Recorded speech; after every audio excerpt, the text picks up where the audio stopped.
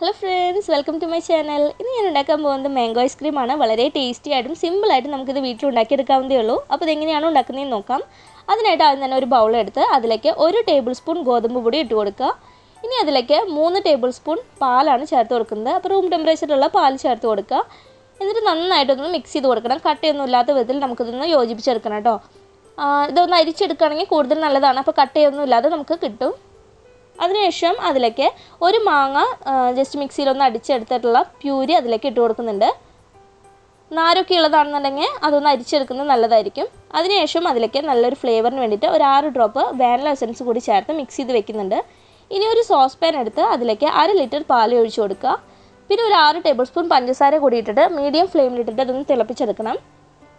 അപ്പോൾ നമ്മുടെ പാൽ തിളച്ച് വന്നിട്ടുണ്ട്. ഇനി ഇതിലേക്ക് നമ്മൾ ആദ്യം കലക്കി എടുത്തിട്ടുള്ള മാങ്ങയുടെ ആ ഒരു മിക്സ് അതിലേക്ക് ഒഴിച്ചു കൊടുത്തിട്ട് ലോ ഫ്ലെയിമിലിട്ടിട്ട് ഇതൊന്ന് ചൂടാക്കി എടുക്കണം. അപ്പോൾ ഇതിങ്ങനെ ചെറുതായി ഒന്ന് കട്ടിയായി വരുമ്പോൾ തീ ഓഫ് ചെയ്യാം. എന്നിട്ട് തണുക്കാനായിട്ട് വെക്കാം കേട്ടോ. അപ്പോൾ തണുത്ത് കഴിഞ്ഞപ്പോൾ ഇതുപോലെ ഇങ്ങനെ കട്ടിയായി വന്നിട്ടുണ്ട്. ഇനി ഇത് നമുക്ക് മിക്സിയിലേക്ക് ഒഴിച്ച് നല്ലതുപോലെ ഒന്ന് അടിച്ചെടുക്കണം. അങ്ങനെ നമ്മുടെ മിക്സ് നന്നായി അടിച്ചെടുത്തിട്ടുണ്ട്. ഇനി അതൊരു പാത്രത്തിലേക്ക് ഒഴിച്ചിട്ട് നല്ലതുപോലെ ടൈറ്റായി നമ്മളൊന്ന് ക്ലോസ് ചെയ്ത് കൊടുക്കണം. മൂടി ഉണ്ടെങ്കിൽ മൂടി വെച്ചിട്ട് കവർ ചെയ്ത് കൊടുക്കുക. എന്നിട്ട് ഫ്രീസറിൽ വെച്ച് ഒരു ദിവസം മുഴുവൻ വെക്കുകയാണെങ്കിൽ നല്ലതാണ്. ഓരോ ഫ്രീസറിനനുസരിച്ചും അത് കട്ടിയാവാനുള്ള ടൈം വ്യത്യാസം വരാം കേട്ടോ. ഇപ്പോൾ ഒരു 14-15 മണിക്കൂർ ആയിട്ടുണ്ട്.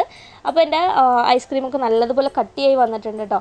അപ്പോൾ ഇനി ഇത് നമുക്ക് ഇതിൽ നിന്നും കോരിയെടുത്തിട്ട് ഇപ്പോൾ കാണുമ്പോൾ തന്നെ നല്ല ഭംഗിയില്ലേ കാണാനായിട്ട്, നല്ല ടേസ്റ്റുമാണ് കഴിക്കാൻ. ഇനി ഇത് നമുക്ക് ഒരു മിക്സിയുടെ ജാറിലിട്ടിട്ട് ഒന്ന് നല്ലതുപോലെ ഒന്നുകൂടി അടിച്ചെടുക്കാം. അപ്പോൾ നല്ല സ്മൂത്ത് ആയിട്ടുള്ള ടെക്സ്ചർ നമുക്ക് കിട്ടും.